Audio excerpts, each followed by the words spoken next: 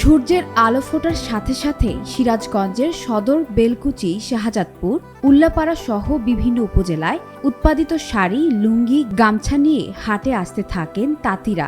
নিজেদের তৈরি পণ্য নিয়ে হাটে সাজান তাদের দোকান। সারা বছর ব্যবসা নর্মালি থাকে। এখন ঈদের আগ দিয়ে সিজন, এখন ঈদের আগ দিয়ে মোটামুটি বেচাকেনা একটু ভালো। আপনার এখানে আপনার শাহজাদপুর থেকে, নরসান্দি থেকে, বাবুরহাট থেকে পার্টিগুলো আসে। এখানে মোটামুটি 100 সানা লুঙ্গি থেকে 90 সানা লুঙ্গি এগুলা পাওয়া যায়। দামগুলা মোটামুটি নিয়ন্ত্রণের মধ্যে আছে। দাম যে খুব একটা বেশি তা না। অন্যান্য বছরের তুলনায় এবারও বছর লসের বাকি ছিলাম, কিন্তু এই রোজার মাসে আসি একটু বাজার ভালো, বুঝছেন। এখানে মোটা কাপড় আমরা তৈরি করি, অনেক জায়গা থেকে ব্যাপারী আসা আমাদের লুঙ্গি করে ক্রয় করে। অন্যদিকে দেশের বিভিন্ন জেলা থেকে পাইকাররাও আসে এসব পণ্য কিনতে।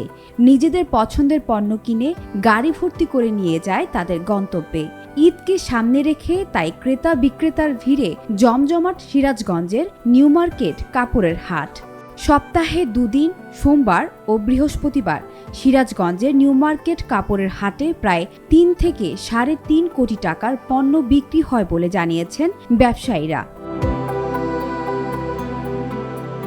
বেলা বাড়ার সাথে সাথে হাটে ভিড় বাড়তে থাকে। পুরো হাট জুড়ে এসব তাঁতপণ্যের পসরা সাজিয়ে বসে ব্যবসায়ীরা।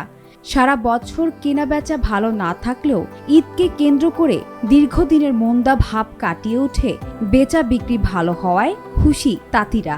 তবে তাদের অভিযোগ, অনিয়ন্ত্রিত বাজার ব্যবস্থার কারণে সঠিক মূল্য পাচ্ছেন না তারা। এবারে এমনি ব্যবসা বাণিজ্য খারাপ, তারপরেও টুকটাক করে দেখা যায় যে এই জামদানি শাড়ি এগুলো চলতেছে কিছু।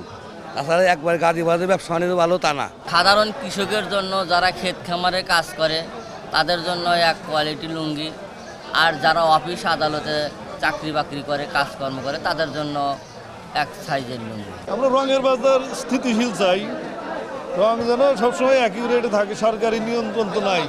মূল কথা হলে এখানে নিয়ন্ত্রণের দরকার, ট্যাক্স বাড়ানো যাবে না, আর এখানে তাঁতিদেরকেও প্রণোদনা দিলে একটু উপকার। এটা তো অর্থনীতিতে অনেক বড় অবদান আছে, কিন্তু আমরা মূল্যহীন। এই যে নিম্ন বাজার গেল কাপড়ের, সুতার দাম কিন্তু কমে না। অত বাইরে থেকে সুতা আনলে তখন এই কাপড়ের দাম কমে যায়। এই জেলায় তাঁতপণ্যের সুনাম রয়েছে দেশ জুড়ে। তাই এখানকার উৎপাদিত শাড়ি, লুঙ্গি ও গামছা কিনতে জেলা ও জেলার বাইরের পাইকাররা আসেন নিয়মিত। অন্যান্য হাটের তুলনায় এখানে মালামালের দামও অনেকটা কম। গেল হাটে আজকে থানে 10-20 টাকা কাপড়ের রেট বেশি। আমি এনাদপুর থেকে আসছি, এনাদপুর আমি এই শিয়ানজুতে নিয়ে এনাদপুর হাটে আমি আবার বিক্রি করি। কাপড়ের ব্যবসা বর্তমানে আবার ভালো। এখানে আপনার সিরাজগঞ্জে সাধারণত কম রেটের কাপড়গুলো বেশি বিক্রি হয়। আর হাট বসে সপ্তাহে 2 দিন। 2 দিন হাটে প্রচুর কেনা বেচা হয় এবং ক্যাশ টাকায় বিক্রি হয় সব। উল্লাপাড়া থেকে আসছি, এখান থেকে কাপড় কিনে আবার অন্য হাটে বিক্রি করি। বাজার তো অনেক বেশি, খুব চড়া দামে হচ্ছে বাজার।